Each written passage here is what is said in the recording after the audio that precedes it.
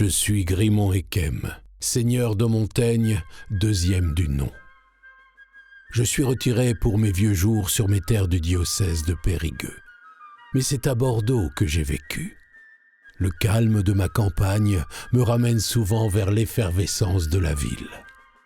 Quand je contemple la tour de mon château, c'est vers une autre, autrement plus élancée et que j'ai eu l'honneur de voir s'élever, que dérive ma mémoire. Le clocher-tour de l'église Saint-Michel de Bordeaux.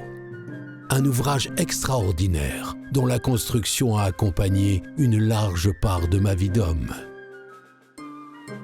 La guerre de 100 ans touche à sa fin lorsque je vois le jour dans une riche famille de marchands bordelais. Bordeaux, siège d'un archevêché en la cathédrale Saint-André, mais aussi ville rebelle que notre roi Louis XI surveillait depuis ses châteaux. C'est dans le faubourg de Saint-Michel que notre famille prospère. Ce quartier commerçant en plein essor, avec son port en bord de Garonne, est maintenant le plus riche et le plus peuplé de la ville. La vie quotidienne et les biens matériels de la paroisse Saint-Michel sont gérés par la fabrique. Mon père en est membre et il m'emmène parfois sur l'immense chantier de l'église gothique, commencé il y a plus de 100 ans. Le chevet est terminé et la besogne a avancé jusqu'à entamer la nef.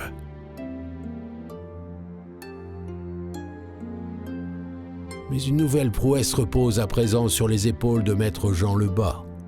À quelques pas de l'église, au-dessus du cimetière, il s'agit d'édifier le plus haut clocher-tour du royaume de France.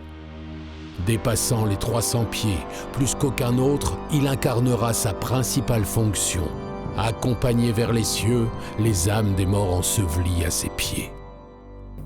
Une nouvelle génération entre en responsabilité. Mon père est mort l'an passé, et je suis à présent directement impliqué dans l'œuvre de la fabrique.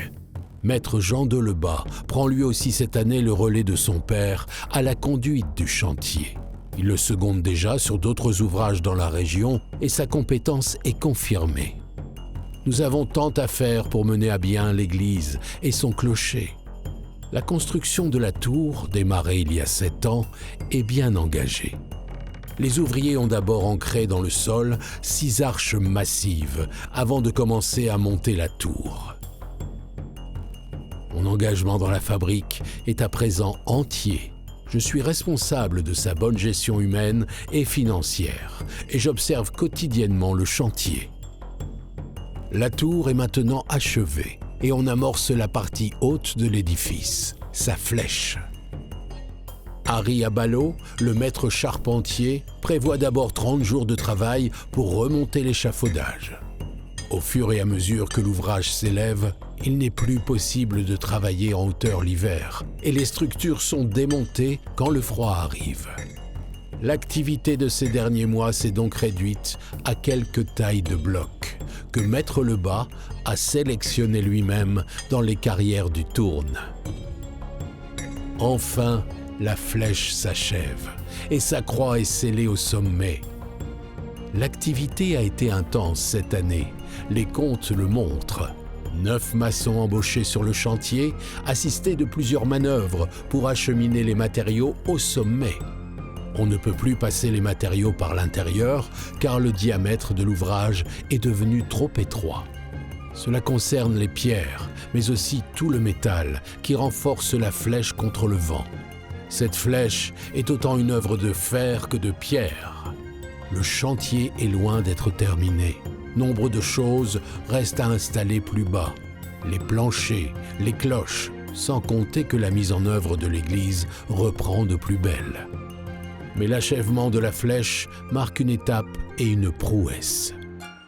Les maçons Guillaume Le Renard et Huguet Bauduchot, qui ont appareillé avec succès les dernières pierres, viennent d'être récompensés de leur travail par des robes fourrées. Un grand repas de célébration est prévu le mois prochain, en octobre, avec Maître Lebas, le maître charpentier Abalo, le maître sonneur, les compagnons maçons. Dès son achèvement, cette tour si haute a inquiété les Bordelais. Au printemps suivant, une commission d'expertise était déjà mandée, à cause du parler des gens qui disent que le clocher peut s'effondrer. Si les experts ont conclu que celui-ci était, jusqu'alors droit, de fait, très rapidement, le bout de la flèche et les pinacles, victimes des vents et de la foudre, se sont en partie effondrés. Je pressens que ce n'est que le début de l'histoire de cette tour et d'une reconstruction qui promet d'être perpétuelle. Quant à ma famille qui eut pour tradition d'élire sépulture à Saint-Michel, elle continuera sans nul doute son engagement dans le rayonnement de la paroisse et de la ville.